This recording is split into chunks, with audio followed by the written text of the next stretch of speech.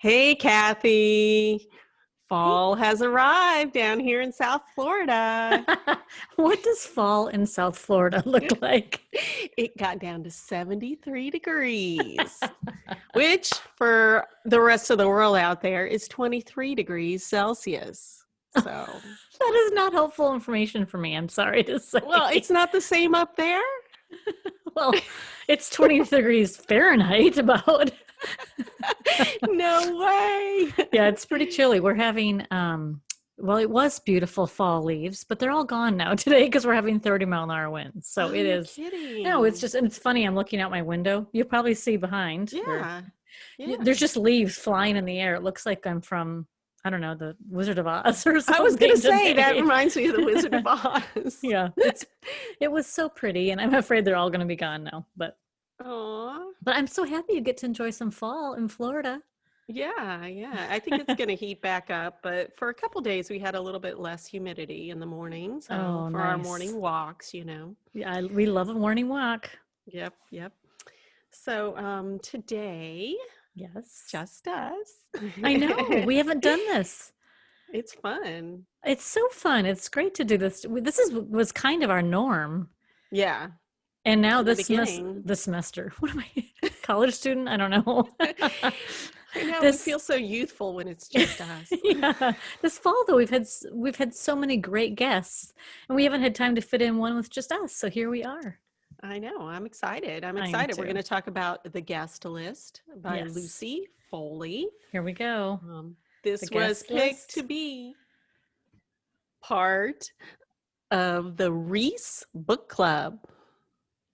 I know. You know, we're just about as impressive with our book choices as the Reese Book Club recommendations, I think. Yeah, I think we're better, It's second to us, right? We'll get there, Christy. We'll Yeah, get there. yeah. Okay. All right. Happy to be in Reese's company, though. She's one of my favorite Yes. humans, I think. Yes, I agree. Well, so in addition to the book, we should say we're going to go back to our usual thing.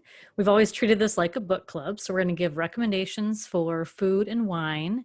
If you're doing this with your friends on Zoom or in several months when you can do it in person, we have some great ideas for a book club gathering for the guest list.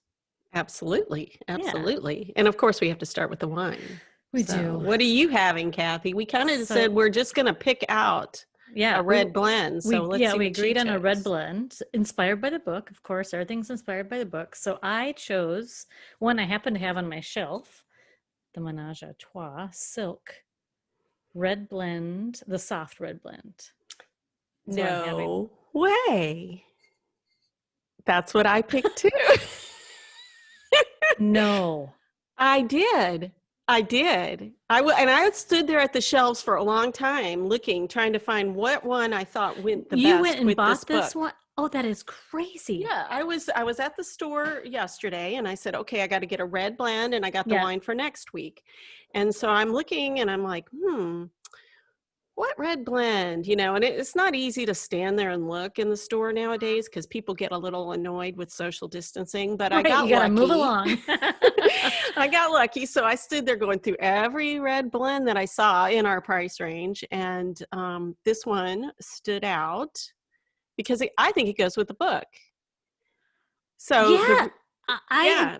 Okay, I did buy a few mini bottles of kind of favorites. And so I had grabbed this. This has been a while ago. But when I was looking through my own little collection, I thought the same thing. I thought, oh, it's perfect. Like the whole Because she talks so threesome. much about her silk dress too, and the I sister didn't even think about Olivia's that. silk dress. Yeah, Oh, so they talk a lot about the silk and gets ripped, it gets wet, it gets whatever, and then the threesome. it Not was like so they were perfect. together. Okay, No, but don't there think was this is just, porn, everybody. But don't sell it short, Christy. People might yeah, enjoy that. right. You can think it's porn. No, but there's a lot of interactions with the bride and the groom and her friend, and just Hmm. lots of very Threesomes, challenging interpersonal communications. right? Well, Right. cheers. So let's, Cheers. you And drink. I'm drinking in my I see big that. ceramic like castle mug, because this book feels like it's set back in time, even though it's not, because it's on such a remote place. But Well, cheers. I'm drinking from Waterford today because that's an Irish crystal. oh, very nice. I know, isn't that? So we have Very a nice. little Waterford collection. We've got a theme going, and we really didn't plan it. But look, I've got my Irish mug Oh, for my I water. thought, yes, I have drink out of that Irish mug. I'm just saying. Okay, so This one? here's, yeah, when I was at your house. Oh, I was like, "Hi!" My I kids got me that when they went to Ireland. They've been to Ireland, unlike me. You were hoping to. Yeah, I was. Okay, so listen, I'm going to read the tasting notes for this lovely wine. And I'll taste. Okay, you get the better deal. It's time for you, Christie, to be delighted by our bright red ruby gaze and alluring fragrances of violets and berries. Be captivated by our silky smooth cherry and ripe raspberries with such a delicate touch of rose petals and toasty spice. You'll experience a thrill like no other. I know, and it really is a nice, smooth red blend, don't you think? Yep. I did some crazy eyes for YouTube while you were doing that. Did you? The big. Mm-hmm. I still want to, sometime we have got to get a tasting notes writer on here and talk about how Yeah, right? Because I wonder if they have like a union or something of them. that's awesome. Actually, they're just probably cheat. copywriters. Probably. Or if they cheat on each other and they work for one vineyard and then under a different name, like a ghost name. That could be. I think we have a future in that. We've read enough of them. We have. What's funny though is that there's only so many different, right? We've always heard of cocoa or earthiness, or and this one's very full of berries, but they're all very different, and some are very colorful. I know. I love that. I know. It's fun. And it's great. So, well, that was really fun. I love that we both picked the exact same thing. I know. It makes it easy. I don't have to read the tasting notes now. That's true. And it means we're meant to do this today together. So, okay. So now we've got, let's talk about the food. Let's talk about the food. Christie, I need a minute. Can you just hold on 1 second? Yep. Apologize for that. Okay. Trying to show this. Yeah. Okay. So listen, we are going to talk about food. So yes. Based upon the book, as we'll talk about what the book's about here, but we chose canapés for today. Yes. And so why don't you go with yours first? Okay. So I chose two. Again, I was kind of going with the Irish theme. So I did one recipe, which is, the salmon's real big there and stuff. Yeah. So these are like little salmon croquette, or I don't know what they're called. Oh, wait. If we look on the website, because I got it from Natasha's Kitchen, smoked salmon tea sandwiches, canapés. Because I just, was Googling canapés and I almost had all these ingredients. Plus, I love this. Mm-hmm. And so what did you use for the spread? So the spread is like a cream cheese, and it called for a couple tablespoons of mayonnaise. I used, low-fat cream cheese, and I didn't have mayonnaise, so I just used a little bit of olive oil, but then garlic and dill, and that's it. Oh, that looks yummy. So it's so easy, right?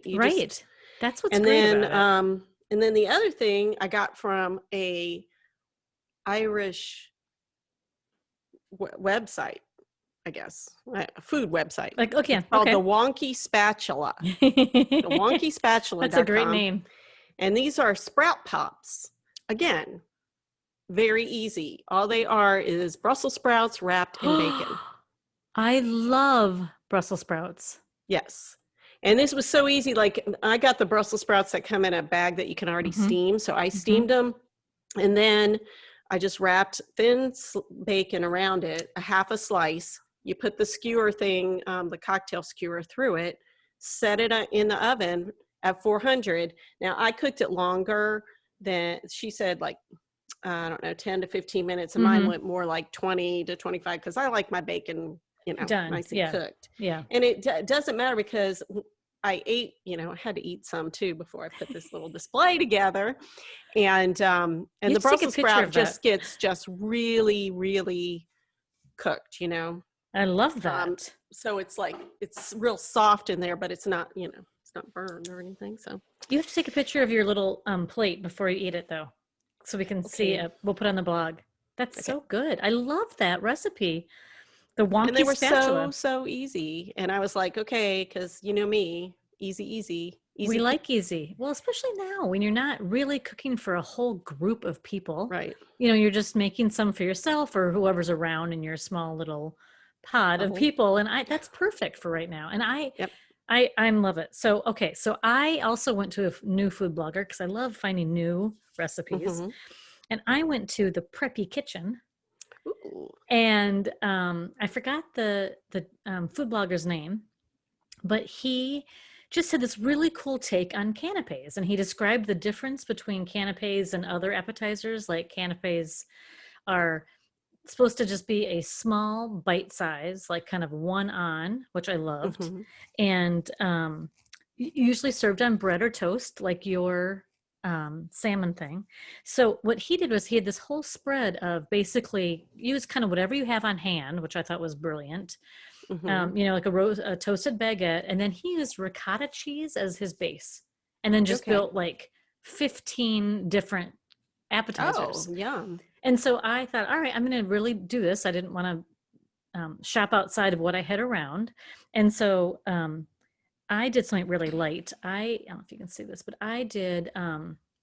Here's my little Ooh. spread. Olives, Yes, I did. cucumbers. Yep, I did little baby hothouse cucumbers Oh, and yum. Kalamata olives. And I Oh, put some salt and yum. pepper. And it is such a good, That oh, sounds so crunchy. good. And that would Hmm. go perfect with mine. So I I'm know it gonna, would. I and I think I know. have olives. I don't have the ricotta, but I can just use the same that I have. And I have Hmm. cucumber. So I'm gonna make, because I had planned on making more of these after we're done, because that's Yeah, what we're having for dinner. we are too. And so I was like, okay, that's another one that's really I good. love that. Oh, That's one of my yeah. favorite dinners, actually, is little appetizers. Yeah. I just love that. So that's, I oh, how know. fun. That's so great. Well, we did good Good. together. We made a really Yeah. nice little meal together. Okay, we Yep. can't forget the dessert, though. Oh, okay. I did forget the dessert at the What? store. I was like going, well, maybe they have some like pastry or something in the bakery section that's like a Yeah, mini. yeah. So that's actually what I got, and I cheated today because, as I told you before we started, I've had a day. Yeah. And but I will say that Preppy Kitchen, that new food blogger I'd found, he had this really cool recipe for red velvet cookies. So you take you make a Oh. little red velvet cookie and you fill it with the frosting and Uh-huh. drizzle. They're just beautiful. So if I was actually hosting You a, might do that. I would do that because it really is just a kind of a cute take on red velvet. But Hmm. today I totally cheated and got these little cute, Oh, I cute. know. I know. I wished I'd have remembered. I was going to go back over there as I was shopping Mm. and I totally forgot. And then I got home and I'm like, Yeah, in a pandemic, I don't think you run back out for red velvet but I cupcakes. I'm did just look saying. when I got the baguette. I got the Hmm. baguette from this French bakery restaurant that we have. It was right next to the post office. And so Mm. I went, and it's called Croissant Time. And they That's make, awesome. yeah, they make all these, all the pastries. They also have meats and things like that. Mm. And I went in, I just wanted a baguette because I knew that was on my list and that's where I Yeah. was going next. And so I got a warm baguette. Oh, It was tell me, were you so able good. to head home without breaking it open and eating it in The a way? only reason why I was able to do that is because of COVID. And I was like, my hands Mm. from the post office Oh and yeah. handing Oh. cash to the lady. And, Mm-hmm. and I was like, Yeah. I can Mm. make it. I can make it home. But as soon as I walked in and washed my hands, that was the first thing. Rip it off. I've done that driving home. And I'll have like all the breadcrumbs in my car. I look like I'm Cookie Monster for a baguette or something. I don't know. I know. And that's my normal Yeah, MO, me too. but but Thank I tried to God. be good because of COVID. And I think I might have forgotten my antibacterial stuff or something. So I Oh. was like, that was the same thing. I was like driving until I got to the grocery store and I got their wipes or whatever. So glad we agree on that. Very important thing to do, which is rip open the Yes. baguette whenever you can.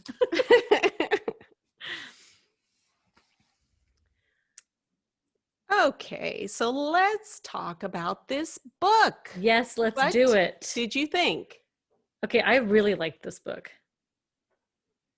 I like this book too. Yeah, I really did. I think this is a universally could be a well-liked book. I mean, people, it's not too gory. No. But it's not too slow. You know, it's a mystery. It's a thriller, but it's also it's a great escape read, I think, because it is on such a different it's set off the remote island in the coast of Ireland, and it's just a real escape read, it feels like to me, and it's kind of got that Agatha Christie locked room thing because they're all on an island.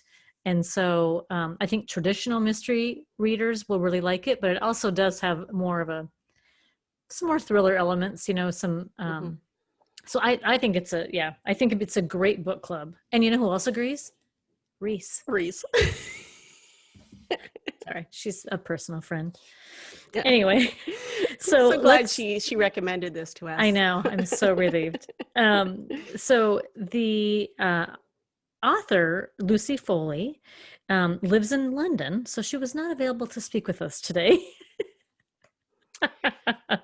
Well, she might have been, you know, we didn't. We wanted to do this together today. Yeah. So we'll just give everybody It would have been a little hard because it's kind of late there, I think. We'd have to, you know, she'd have to be up reading one of her books or something. Writing. So let's give everybody just a quick rundown on plot so they kind of have an idea, right? It takes place at a wedding, as you can imagine, off the coast of Ireland. Title, right? Yep, the guest list. Okay. And the subtitle, by the way, if you can't see it, is "You'd Kill to Be on It," which I thought was a great subtitle. I know. I love that. I didn't notice that till later. I was like looking at it, I was like, oh, well, that fits. Yeah, that's kind of great. So the couple getting married are this very interesting couple, right? The groom's this kind of Bear Grylls kind of guy. Do you ever watch Bear Grylls TV shows? I have not, but I have seen clips. Put it yeah, that I think way. that's I've what seen, this guy interviews, is. So yeah. Kind of an outdoor adventurer that has this big TV show, and he's a huge superstar. And the bride is she runs a magazine. Yeah, like her own. She started upstart. like with a blog, and then it's an online magazine, but it's pretty successful. Yes, and so they're both really kind of well known, and they have, I guess, high expectations for themselves, and other people have high. You know, there's kind of a lot built up around them, and so they invite everybody to this remote island that's very hard to get to and very hard to get off of. Yeah. And so someone dies, and that's pretty much how it gets started. You know, I like this book not just because it was, you know, a fun read and fun to read, but I also thought it has a lot to offer for writers and looking at like different ways of approaching things. Like you were saying, you know, I think you mentioned like the different points of view. That's a study in itself because I think she has a different take than I've seen in most books. I don't think I've seen, for instance, I'll just, so she has where she does a chapter for each of the 5 characters, I guess. Yes, 5. And then when she goes to the current, so she'll go like a few hours earlier and kind of build up, go back and forth from each perspective. And then she'll say what's happening right now, you know? Yeah, and that's really interesting because the right now chapters don't have a narrator or a point of view narrator assigned. Yeah. And so you don't know who that is. Yeah. And then right near the end, she threw in 2 chapters of a whole new character's point of view. And it was weird. And it was weird. I was like, all of a sudden going, how do I know what he's thinking? You know? And I was like, well, there's no rules about that. No. So it's really a So, combination of different characters and the time, jumping back and forth in the time. And I thought she wove those together so smartly because I wasn't ever confused. I mean, it's a lot of people and a lot of time. And she's never, like, she doesn't say 2 o'clock, she'll just say some hours before or mhm, last night. And those even kind of go back and forth. So right. she's filling in this backstory with the different people and the different time. But I thought it worked really well. Yeah. Yeah. And sometimes I get annoyed if there's too many characters that they're Mm-hmm. going from point of view to point of view. Yeah. But I don't think I did. I mean, maybe one time I was like, I just want to look ahead because she left it such a cliffhanger. Yeah. But most of the time it was a cliffhanger, but it was like she didn't leave you hanging for, 30, 40 pages. It was Yeah. like all of a sudden you got the results the next chapter or the chapter after that from somebody else's point of view, Right. maybe, but you found out what happened. Yeah. You had to kind of wait to go back to, and it's interesting. One thing she did do a good job of, she would say, what person's the point of view the chapter is from, but then she'd also define to remind you, like, this is the maid of honor. And I think that Yeah, helped a little bit because sometimes when you have a lot of names and a lot of characters, you might forget. And so she'll right. clarify, this is the sister of the maid of honor. This is the um, the guest, the friend's wife. She called her, Plus I think, one. plus one.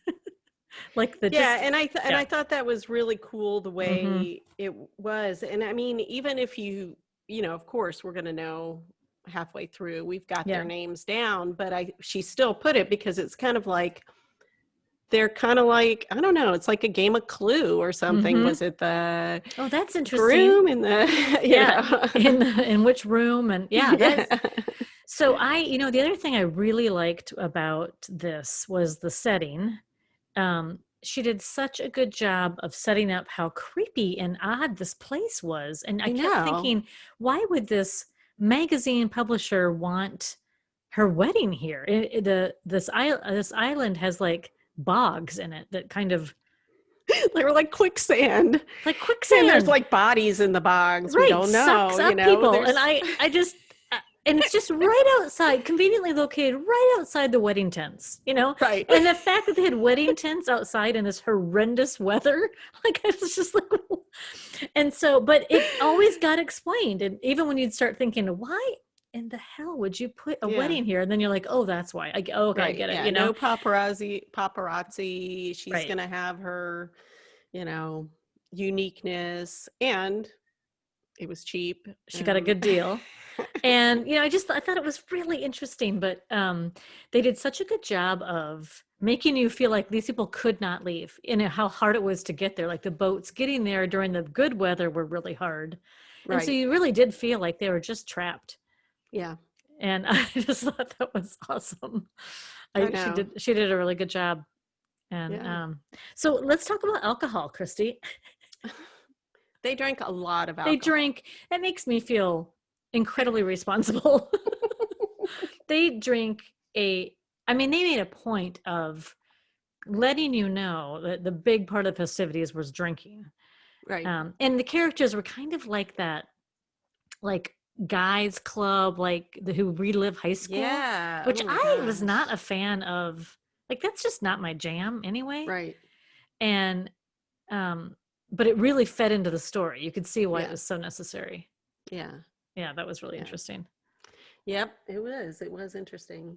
And actually I looked a long time at another red blend that was like in a whiskey barrel because of the one guy, Hmm. Jono's His whiskey, whiskey or company. yeah. We won't say anything. We don't want to give anything away. We're not giving anything away. We aren't. These We're good about that. characters are They interesting. are, and they Yeah. stick with you, like you said. I mean, Mm-hmm. you think about them afterwards because there's kind of, the groomsmen and the not just the groomsmen, but they were the ushers, I guess, went to Yeah. high school together with the groom, and she did kind of a good Boys job of, boarding school. yeah, a boy, which is a whole different level. So there were people Yeah. with means, people with no means. There was, and then you could see them as they grew up, and they kind of still kept those personas that they had in high school. I know. now. And they were And almost indistinguishable. Those four guys, was it four oh guys? yeah, Because they were all like jerks. Like, you'd be they like, okay, were. this one has a little bit of, maybe redeeming. And it's not like they probably were jerks, all of them, maybe one or two of them in their normal life. But Mm-hmm. when they got back together, they fell Mm-hmm. into that, Common denominator. because I mean, one of them was like a surgeon. So there's no way he goes around being obnoxious like that when he's a surgeon. I mean, well, we hope. We're No, not I going to go mean, there, but most surgeons, yeah, are not going to blatantly be obnoxious, drinking and, right. picking on people and stuff. But Yeah, it was just really so there was kind of that like growing up school thing. That's a really common line in a lot of movies and books, which for good reason. I mean, we all hmm know those people. I always think of it's a really funny movie with Vince Vaughn and retreat, like wedding retreat or something, or anyway, the couples, they go on like a counseling retreat, and these uh-huh. four guys, and they talk, and then one of them like totally lives in high school. He's like, you want to play tape, and talking about his high school glory days. And I that's what I kept thinking of with these guys. Anyway, I'll think of the movie soon. That Oh, wasn't a that's very okay. helpful reference, but anyway, so that was really interesting. hmm hmm I Okay. agree. Yeah. So another thing I wanted to talk to you about was gaslighting in this book. Mm. I Will, the groom, kind of turns into a gaslighter at some points, hmm right? And kind of telling people that what they're seeing and what they're experiencing isn't really what they're seeing and what they're experiencing. Right. And we certainly know that's been a common theme in fiction forever. But I feel like gaslighting is a term that I hear constantly now. And I feel like it's kind Yeah. of a new term of art.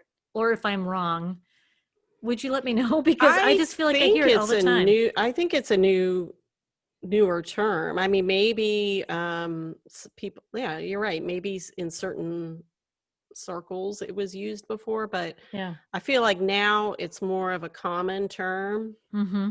that and it's, well, we see it a lot.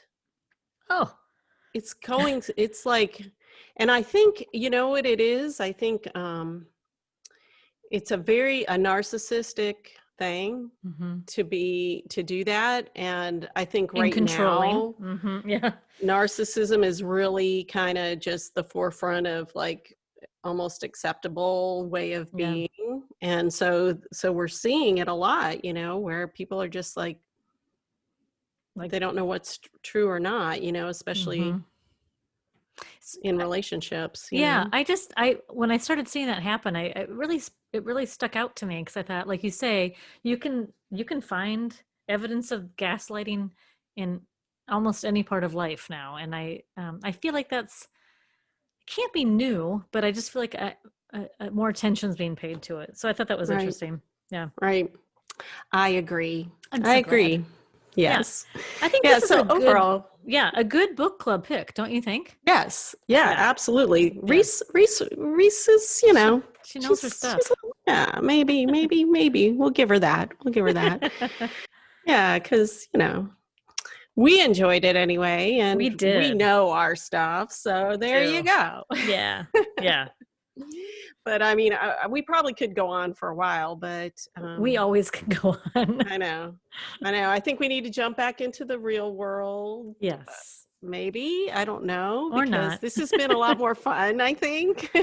Oh, Even right. though it's about crime, betrayal, lies, and murder, and it's still a little bit of a break from real life, Boy, that which is a is, scary thing yeah, to I was think gonna say that about. is a sign of the times, isn't it? But there's always we always love mysteries for good Yeah. reason. So it's a great Yeah. escape. And we hope you Yep. had a good escape by listening in on our discussion today. Yes. If you did, please be sure to subscribe to our website, gameofbookspodcast.com.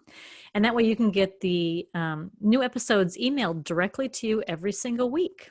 Yes, absolutely. And next week will be our spooky Halloween episode Oh my gosh. where we talks about some creepy short stories Yeah. from the horror anthology Miscreations. I Yes. was going to have it out, but I don't have it. But yeah, That'd be great. And gonna we're be fun. we're going to talk to the editor, Doug Morano, on the website, or I'm sorry, on the episode as well.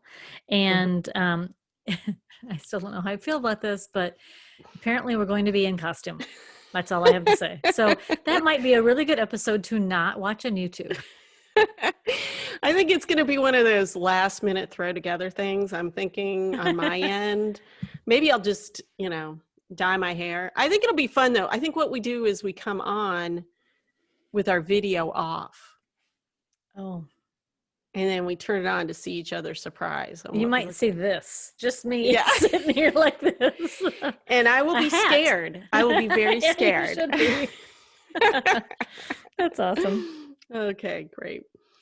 So also make sure that you follow us on social media, because we're going to have like some teasers out there maybe. I don't know.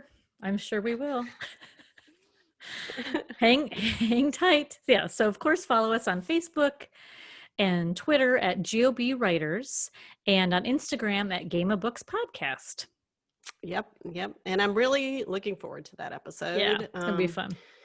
So today, all that's left is a little toast to our health. Yes. And happiness. Okay, we'll go there too. Okay. Cheers.